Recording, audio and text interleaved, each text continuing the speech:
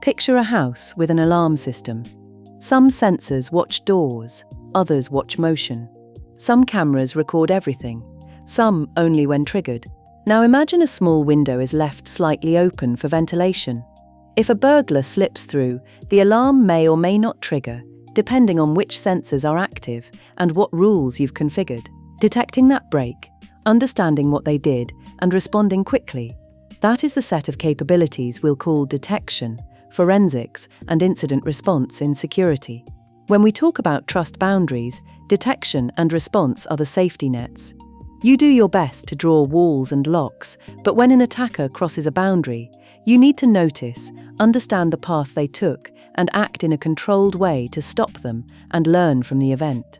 This video walks through the full life cycle: what to instrument, what signals matter, how to investigate efficiently, what a practical playbook looks like, and how to measure whether you're getting better over time. Let's start with the most important idea: visibility. You can't detect what you don't see.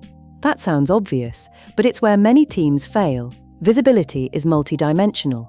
Logs, metrics, traces, network telemetry, EDR endpoint signals, and cloud provider audit logs. Each source gives a different view of the same event. Logs tell you what happened, traces reveal how a request flowed, metrics show aggregate anomalies, network telemetry shows lateral movement, endpoint telemetry shows process behavior. Stitch these views together with correlation IDs and time synchronization, and you get a forensic-grade picture of boundary crossings. Concretely, instrument 3 classes of signals for every boundary: authentication and authorization events, token issuance, token validation failures, role/grant changes, MFA attempts, resource access events, reads writes to sensitive objects, API calls to admin endpoints, privilege use, and changes to ACLs. Operational and behavioral telemetry, process spawn, unexpected child processes, unusual egress flows, new binary execution, and anomalous configuration changes. When an event occurs that looks like a boundary breach, you want 3 immediate capabilities: rapid detection, context-rich forensics, and automated containment options. Detection is about rules and baselines. There are 2 broad detection approaches: signature-based and behavior-based. Signature-based detection flags known bad patterns, known malicious IPs, known exploit payloads. Behavior-based detection looks for deviations from normal, new service-to-service calls, uncommon data volumes, or token usage at odd hours. For boundary breaches, behavior detection is critical because many violations look like normal traffic. A compromised service often acts normal while performing abnormal sequences. So invest in baselining and anomaly detection for your normal service interactions. But rules alone aren't enough. Detection engineering matters. Tune your alerts to reduce noise, prioritize high-value signals, and ensure you have high-fidelity detections for boundary-sensitive assets. Use layered detection.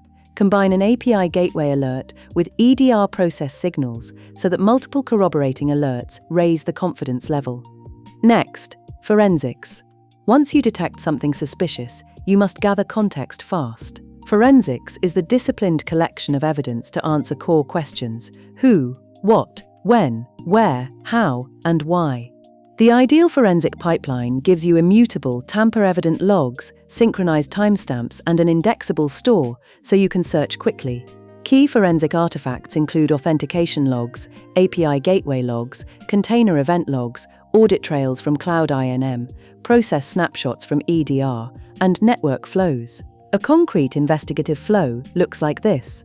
Start with the alerting point, the initial event. Capture the correlation ID and timestamp.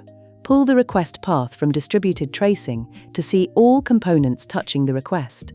Query endpoint telemetry for unusual child process trees or binaries. Check cloud audit logs for role assumptions or token issuance at that time. Examine network flows for lateral movement following the event.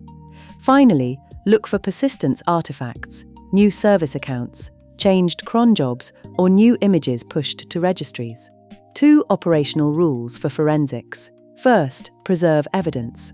Don't overwrite logs and snapshot relevant endpoints to prevent evidence loss. Second, automate collection.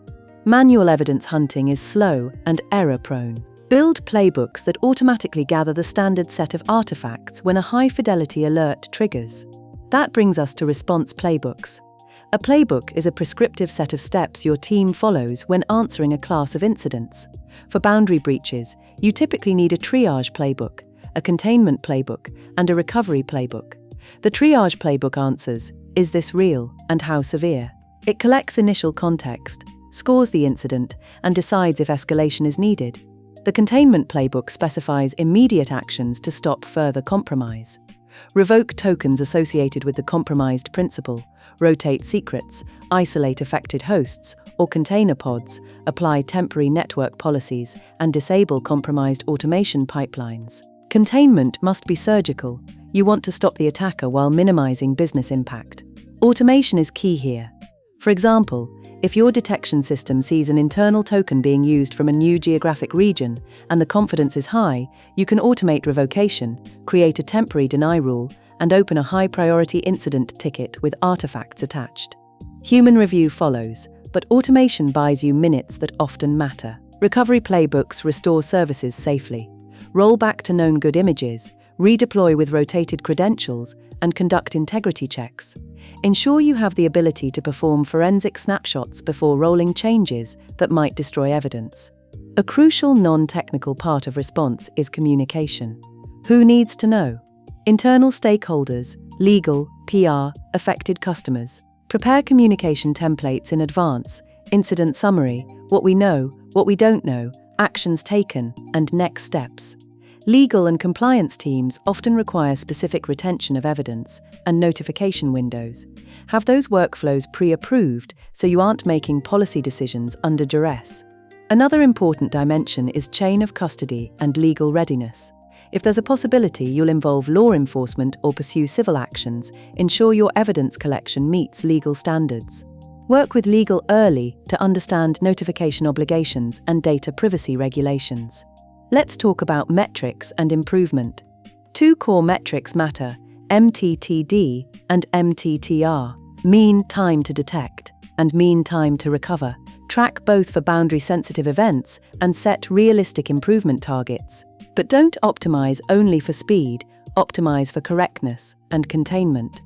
A rushed, poorly informed response can make things worse. Where do you get better? Hunt proactively. Threat hunting is the human-led search for anomalies that automated systems miss. Run regular hunting missions focused on boundary indicators. Hunting exercises reveal gaps in your telemetry and detection logic. Finally, practice makes permanent. Run tabletop exercises and live fire drills. Simulate a boundary breach, an admin token is stolen, or CI is compromised. Run the full playbook and surface gaps. Improve the playbook and rerun the exercise until the response feels smooth and reliable.